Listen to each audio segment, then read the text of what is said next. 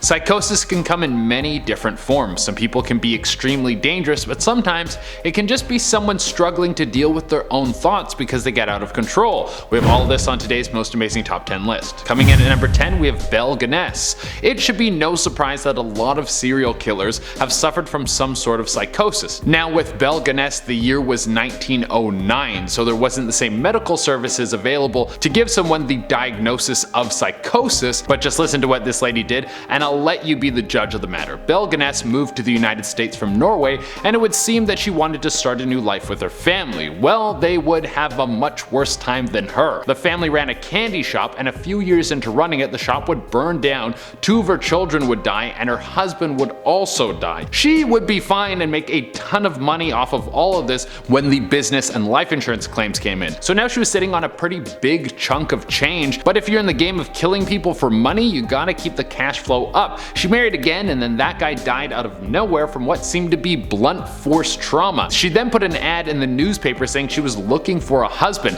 Back then that was a very viable way to find a mate. Well, dude after dude started showing up at her place, and one after the other they kept going missing. Very strange. Eventually this lady was investigated, and there were over a dozen bodies found on her property. She never gave the official number of how many people she killed. Coming in at number 9, we have lost everything. A Reddit user talked about the struggle they had with their mental health before they were able to get help. They were working as a grocery store clerk, and they started to develop a feeling that the people at the store were stealing from them. They had a voice in their head that kept telling them that everyone around them was a thief. They would try to push the voice out, but it kept getting louder. Eventually they snapped on the people they work with and they got fired. After this, they found it impossible to get a job anywhere because they were suspicious of everyone around them. This voice in their head was constantly talking to them. They would try and block it out, but they just couldn't, so they couldn't pay their rent, and eventually they ended up on the streets. For 2 years they were stuck without a place to go until they were able to get help through a shelter. Once they were able to get properly medicated, it was like night and day. The voices stopped and they were able to start living a normal life again and get re-employed. At number 8, we have Became Extremely Cruel. A story on Reddit talked about someone who had a serious case of psychosis,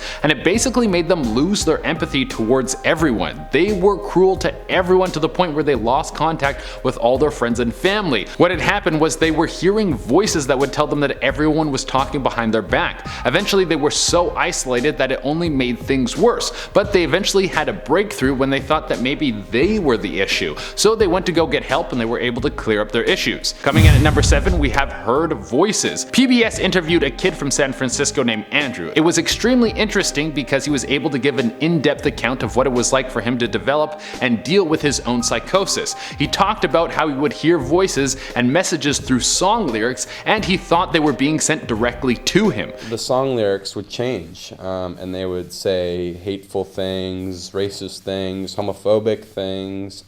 They would tell me to harm people, they would talk about harming people. He later goes on to talk about how he was very afraid to talk about these thoughts and what he was hearing in his head with other people because he thought that they would say he was making it up. Eventually he got on medication, and his mother said things got a lot better for him. The psychosis in the first place was a very harsh shift for Andrew. He was a happy-go-lucky kid before this, and this changed his life. He was all of a sudden quiet and afraid. He tried to get off his medication at one point, but this led to him having a psychotic break, and eventually he was put back on medication. You can see in the interview that you would never be able to tell that he was someone who was challenged with psychosis. Coming in at number 6, we have Not Sleeping for Days. A Reddit user talked about how their psychosis would keep them up all night. They would literally hear voices screaming in their head that would stop them from sleeping. This was so frightening, and sometimes they would think someone was in their home. They would do what they could to try and block out the voices, but eventually they got louder and louder. Eventually it was to the point where they couldn't sleep. This only made things worse because sleep deprivation can induce psychosis. Eventually they started to hallucinate and were seeing shadowy figures move all around their apartment. This went on for days. Eventually they got so exhausted that they passed out and slept a full 24 hours. When they woke up, the voices were still there but much quieter, and they immediately went to go get help. Once on medication, they said their life improved tremendously. Something that is very important to note about the story is that the person writing it said they waited so long to get help because they were worried about getting locked up in a mental institution, but once they got help, they realized that this was the best thing they could have done for themselves. Coming in at number 5, we have Went on a Mission. Mike Hedrick, who is a blogger and author, talked about his struggle with psychosis. He started to hear messages from the TV and thought that he was chosen to save the world. He started a dialogue in his head that he was destined to save the world and that he had to go out on a mission. I flew out to New York, planning to go to the UN. The entire interview is very interesting because it goes into detail about how his psychosis would make him justify his thoughts even though they would seem very outlandish.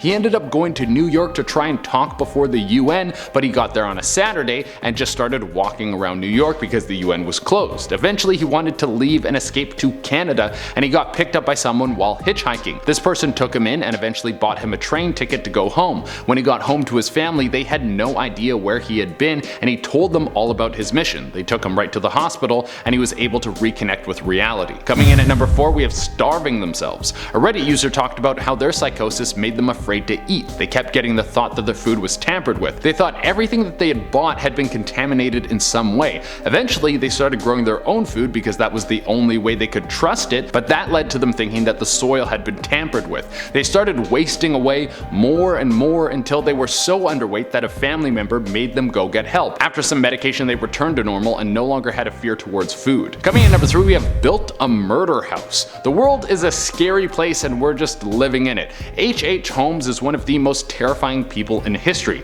This dude was a con artist turned serial killer. Back in 1985, he built what he would later call his murder castle. Picture this, a massive hotel that seems to be normal, but it's really designed to kill people and dispose of their bodies. This dude had rooms that had pipes that led to them, so he could fill the rooms with poison gas. He had secret entrances to those rooms so he could sneak in at night and kill people. He had trap doors in those rooms that would lead to a greased chute so he could slide their bodies into the basement and start hacking them up for his own sick pleasures. And if you were slick enough to get away from his traps, then there were hallways that led to nowhere and fake doors that couldn't be opened. It sounded like a horror movie, but this was all real. How he was able to build this was through hiring a contractor, and before they did enough work to catch on to what he was doing, he would fire them and then hire another guy. This guy was clearly psychotic. Coming in at number 2, we have Thinking You Have to Kill John Travolta. Back in the 1970s, cocaine was hot on the streets and people were consuming it like crazy without any idea of how bad it would be for your mind and body. There is something called cocaine psychosis, and that's what people can get from doing way too much of the drug. They will stay up all the time and become extremely paranoid. And this is what happened to Freddie Prinze Jr. He was one of the biggest stars of all time, one of the best stand-up comics of his time,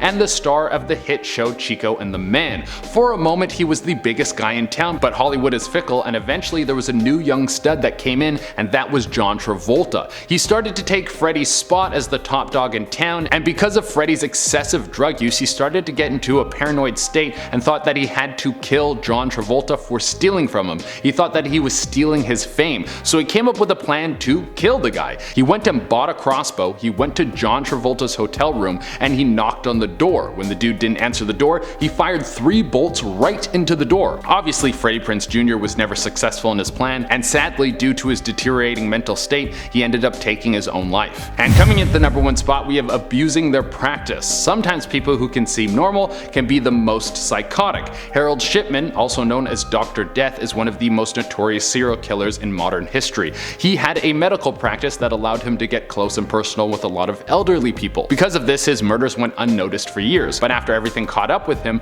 and people started to investigate his practice, it's assumed that he killed over 200 people. He would inject them with a very high dose of diamorphine, and then these people would be cremated so there would be no body to do an autopsy on. Eventually, an undertaker and an owner of a crematorium noticed that there was an excessive amount of cremation certificates that had been signed off by Harold Shipman compared to other doctors. Also, many of the people who he was in care of would die sitting up. Usually when people are so sick they're about to die, they die laying down in bed. He was sentenced in the year 2000 to life without parole. Alright guys, I've been your host Chaderena, that has been our list, and thank you so much for tuning in.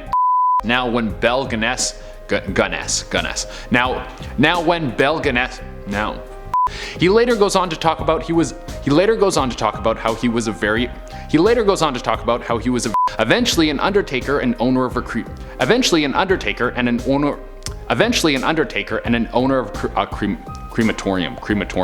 that had been signed off by